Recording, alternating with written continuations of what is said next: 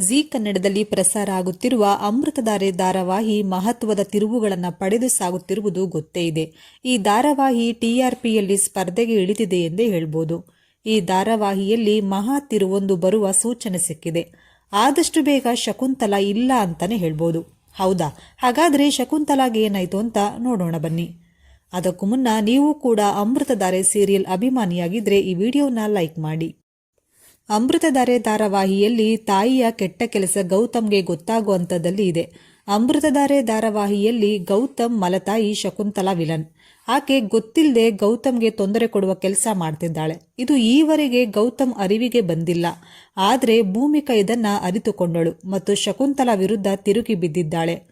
ಶಕುಂತಲಾಗೆ ಇದರಿಂದ ಸಾಕಷ್ಟು ತೊಂದರೆಯಾಗಿದೆ. ಗೌತಮ್ಗೆ ಇದನ್ನೆಲ್ಲ ಹೋಗಿ ಹೇಳು, ನಂತರ ನೋಡೋಣ ಅಂತ ಶಕುಂತಲಾ ಕೂಡ ಭೂಮಿಕಾಗೆ ಚಾಲೆಂಜ್ ಮಾಡ್ತಾಳೆ. ಈ ಚಾಲೆಂಜ್ ಸ್ವೀಕರಿಸಿದ ಭೂಮಿಕಾ ಹೋಗಿ ಗೌತಮ್ ಬಳಿ ಹೇಳಿದ್ದಾಳೆ. ಅಷ್ಟೇ ಅಲ್ಲ, ಫೋನ್ ಟ್ಯಾಪಿಂಗ್ ಮಾಡಿ ಅದರ ಆಡಿಯೋಗಳನ್ನು ಇಟ್ಕೊಂಡು ಗೌತಮ್ ಕೇಳಿಸಿದ್ದಾಳೆ.